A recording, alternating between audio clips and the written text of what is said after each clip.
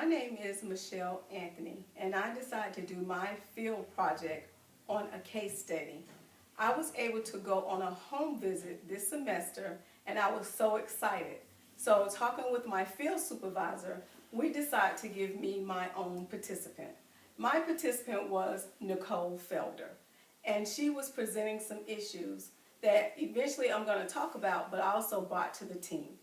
So the reason why Nicole decided to join Safe Journey was because she was pregnant and she was a referral by herself. And so she found out that Safe Journey offered different resources that she would need and also allow her to finish school while she's in the program. Safe Journey mission is to surround the students with the community and empower them to educate and develop and achieve their life goals. And so that's what Safe Journey does for these participants.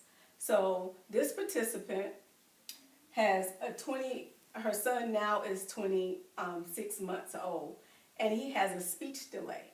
And when I mentioned it to Nicole, talking to her and doing an intervention and taking her tools that to find out where her child is on a development level, I took her some tools and going over those tools and talking with her and finding out that her son was not speaking clearly and he wasn't saying words that he should be saying. I brought that to Nicole's attention. But for her, she kind of blew it off and was like, well, I don't see it, not really. He's going to eventually talk.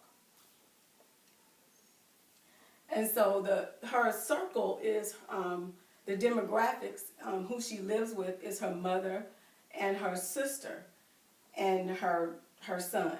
So talking with her mother and everything, her mother said, didn't say too much about the speech delay. But, again, I mentioned it to Nicole again, and she kind of hesitated. She kind of got a little upset about it. So I went to something else. I didn't want to make her feel like she's not a good parent. So we started talking about other skills that she can include and other activities that she can help her son do at the house while they're there.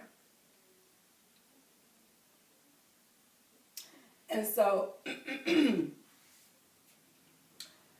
working with Nicole and asking her, who was in her circle, I found out that her cousin is in her circle. Her mother is also helps her out a lot. She doesn't really talk to her dad. She don't talk to him at all. So she didn't even talk about him. So kind of trying to find things out about Nicole's other side. She didn't really want to talk about it. So, I didn't pry. But I found out that she's, when we have group, she's a great communicator. She loves talking to people. She's bubbly, friendly, and everything. Like I said, they have things that they do together as a family. They have culture backgrounds, traditions that they do. Also, this Thanksgiving, she shared with me that she and her mother invited some neighbors to their house. So I did an echo map just to find out who all was really in Nicole's circle. And Nicole has a lot of people that's there that's going to help her and support her. I'm one of them.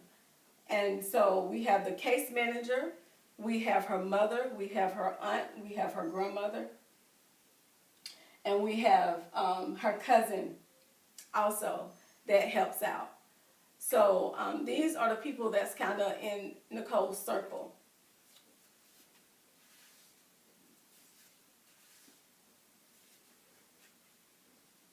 And the outcome that I was trying to get is to help Nicole find the resources that she needs.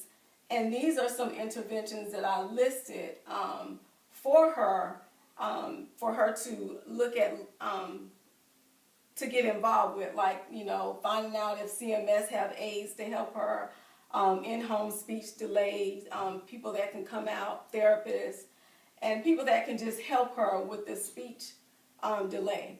So doing this intervention, like I said, Nicole was really adamant that her son did not have one. So during this case study, I took it to my team and I asked my team questions on how I need to present this to Nicole without her getting offended or without her thinking that I'm throwing blows at her as a parent, that she's not a good parent.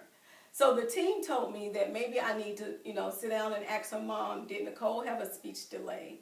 Or maybe even asking the daycare providers, does her son, how he interacts with students within the daycare to find out, does he have a speech delay at his daycare provider?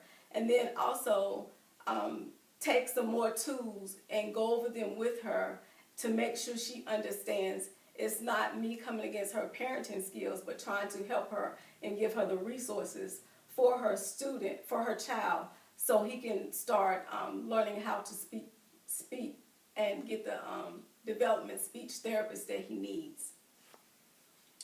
And this was for me. I was able to develop my skills as a social worker to know what all I need to do as far as helping the participant understands that you're not coming against her parenting skills, but you're trying to give her the resources to better her and her child, for her to understand that, it's not a problem with her having her son having a speech delay. It's just something that can help him further along in his development as a 26-month-old.